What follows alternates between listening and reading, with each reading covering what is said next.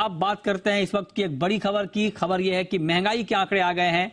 CPI, जी हां, retail महंगाई के आंकड़े भारत के आ चुके हैं, क्योंकि आज दो आंकड़े आने हैं इसलिए बताना जरूरी है। आज रात यूएस के भी सीपीआई के नंबर आएंगे, लेकिन हमारे यहाँ के नंबर आ चुके हैं और इसमें ठीक ठाक गिरावट आई है। महंगाई के मोर्चे पर राहत की खबर, 5.66%। जी हाँ, ये मार्च महंगाई के आंकड़े हैं और फरवरी में 6.44% का आंकड़ा था, उससे घटकर ये 5.66%। और इस साल ये पहली बार हुआ है कि 6% से नीचे महंगाई के आंकड़े आए हैं। और ये राहत की बात इसलिए क्योंकि महंगाई को काबू में करने के लिए ही लगातार ब्याज दरें बढ़ाई जा रही थी। हालांकि आरबीआई ने इस बार रोका ब्याज दरों में बढ़ोतरी को, और उसके बाद आप देखिए कि पहली बार इस साल जो रिटेल महंगाई के आंकड़े हैं वो 6% के नीचे आए हैं। हमारे साथ इस वक्त बात करने के लिए वृंदा जागीरदार हैं, सीनियर इकोनॉमिस्ट। वृंदा मैम, बहुत बहुत स्वागत है आपका। मेरा सबसे पहला सवाल आपसे यही होगा कि ये जो नंबर अभी आए हैं 5.66% में, इस पर आपका रिएक्शन क्या है? क्या कंफर्टेबल है या मतलब आपका रिएक्शन है क्या इस नंबर पर? दिसंबर से जो सीपीआई इन्फ्लेशन था वो 6% के ऊपर था कंटिन्यूअसली, दिसंबर, जनवरी, फरवरी, और अभी जो मार्च का डेटा आया है ये अनुमान यही था कि ये 6% के नीचे रहेगा, लेकिन ये उतना भी कंफर्ट देने वाला नहीं है। 5.66% है, थोड़ा तो कंफर्ट है क्योंकि आरबीआई की जो कंफर्ट जोन है 6%, जो उनका अपर लेवल है, उससे कम है। लेकिन इसका ये मतलब नहीं है कि अभी इन्फ्लेशन पे हम कंफर्टेबल हो सकते हैं, क्योंकि देखिए कोर इन्फ्लेशन भी स्टिकी रहा है, अराउंड 6% ही रहा है काफी समय से। सो कोर इन्फ्लेशन जब तक नीचे नहीं आ जाता, ये कहना मुश्किल होगा कि एक ट्रेंड बन गया है। और दूसरी बात, अभी जो आपकी डिस्कशन हो रही थी कि कमोडिटीज पे जो है काफी कंसर्न बना हुआ है, sugar, spices, gold, silver, oil, सबके प्राइसेस ऊपर जा रहे हैं। और यूएस का इन्फ्लेशन डेटा भी आज आने वाला है, और यूएस में देखिए 5-6% इन्फ्लेशन होना वो तो बहुत ही अचरज की बात है। इट्स नेवर, इतना कभी होता नहीं है ऊपर।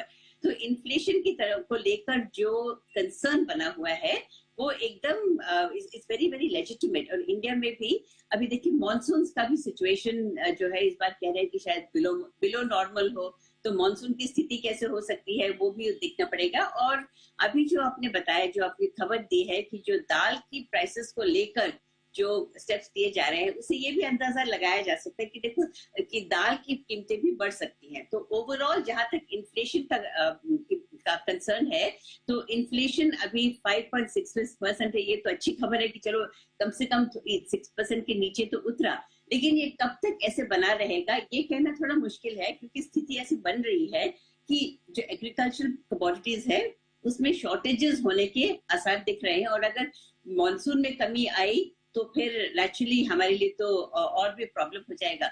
और दूसरी बात देखिए, पूरे विश्व में एक फूड क्राइसिस एक बहुत बड़ा प्रॉब्लम है, बहुत ही बड़ा चैलेंज है फूड क्राइसिस सारी दुनिया में। अभी हमारे देश में क्योंकि हम लोग फूड सेल्फ सफिशिएंट है, इसलिए थोड़ा तो हमें राहत मिल रही है, लेकिन हमें इसके ऊपर बहुत ही सतर्क रहना होगा, क्योंकि ये जो है 5.66%, ये इससे नीचे हमें ले जाना है इन्फ्लेशन को, और इसे ऊपर बढ़ने नहीं देना चाहिए। आरबीआई तो को लग रहा है, उन्होंने जब क्रेडिट पॉलिसी में अनाउंस किया था, उन्होंने तो कहा था कि पूरे साल में 5.2% होगा इन्फ्लेशन, लेकिन ये मुमकिन नहीं दिखता है।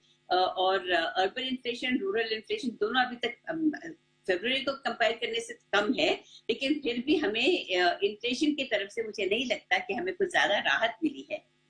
सवाल मैम आपसे, और आपने कहा कि लगता नहीं है कि अभी बहुत राहत मिली है, लेकिन फिर भी 6 पर आप कह रही हैं कि दिसंबर के बाद से कभी 6% के नीचे आया नहीं था, और ये पहली बार है कि मार्च में 6% के नीचे हम सीपीआई के नंबर को देख रहे हैं। अब मेरा मैम अगला सवाल आपसे ये होगा कि अप्रैल के जब नंबर आएंगे और अभी जो हालात हैं ग्लोबल फूड प्राइसेस के, क्रूड के, या फिर जो इंडिया में हालात हैं, इसको देखते हुए अप्रैल का नंबर आप कैसा देख रही हैं? क्या अनुमान लगाया जाए? अप्रैल का नंबर भी शायद 6% के नीचे ही हो सकता है, लेकिन बहुत नीचे भी नहीं। यानी मैं ये नहीं कहूंगी कि ये 5.5, 5.4 हो जाएगा, उससे तो ऊपर ही रहेगा। तो अराउंड दिस लेवल ही रहेगा जो अप्रैल का इन्फ्लेशन नंबर आएगा, वो भी कि इसी के आसपास रहेगा। अच्छा, एक सवाल मैम आपसे और, चूंकि आरबीआई ने लंबी कटौती के बाद इस बार रेट बढ़ोतरी को रोका है, अब चूंकि अभी मार्च के नंबर हमारे सामने हैं, इसको देखते हुए या फिर यूएस का भी नंबर आ जाएगा, तो उसके बाद आपको आरबीआई का अप्रोच क्या दिखता है ब्याज दरों को लेकर? क्या ये पॉज कंटिन्यू रहने वाला है? नहीं, ये पॉज ज्यादा नहीं रहेगा।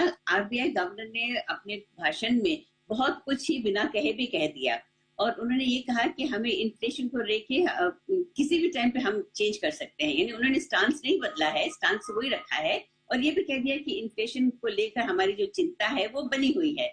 तो मुझे तो लगता नहीं है कि अभी तक पॉज बहुत ज्यादा समय तक रहेगा। शायद हम एक और रेट इंक्रीज एक्सपेक्ट कर सकते हैं, और उसके बाद ही जाकर कहीं पॉज होगा सेकेंड हाफ तक से।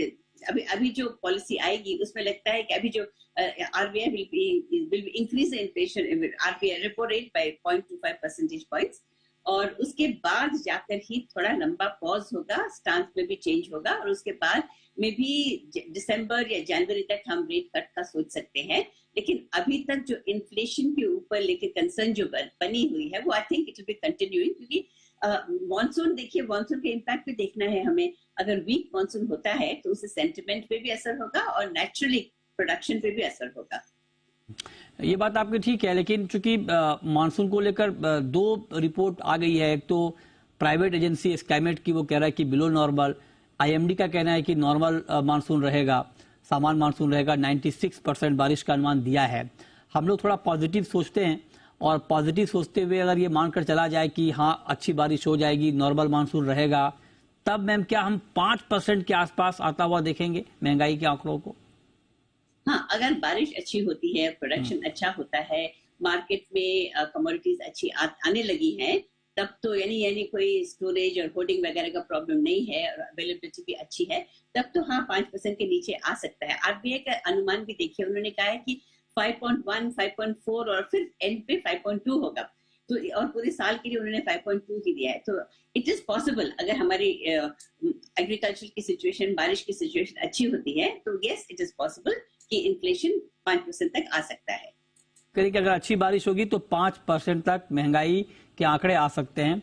लेकिन जो दूसरा पक्ष है मैम, कि अगर मानसून में थोड़ा ऊपर नीचे हो गया, कमजोर हो गया मानसून, क्योंकि ये रिपोर्ट भी आई है स्काईमेट की तरफ से, तब क्या होगा? क्या फिर हम 6 से ऊपर चले जाएंगे, या उसको मार्केट ने डिस्काउंट कर लिया है 5.25 के आसपास? नहीं, अगर मॉनसून स्थिति थोड़ी गंभीर होती है और हमारे एग्रीकल्चर पे इफेक्ट होता है, तब तो हम 6% के आसपास ही रहेंगे। क्योंकि देखिए, पूरी दुनिया में भी फूड क्राइसिस है, तो अगर हमारे पास अगर प्रोडक्शन में कमी होती है तो हम इंपोर्ट कहाँ से करेंगे? पूरी दुनिया में फूड की क्राइसिस है। तो इसीलिए 6% तक तो इन्फ्लेशन जा सकता है, अगर डोमेस्टिक प्रोडक्शन पर नेगेटिव इम्पैक्ट हो मॉनसून का। अच्छा, ठीक है।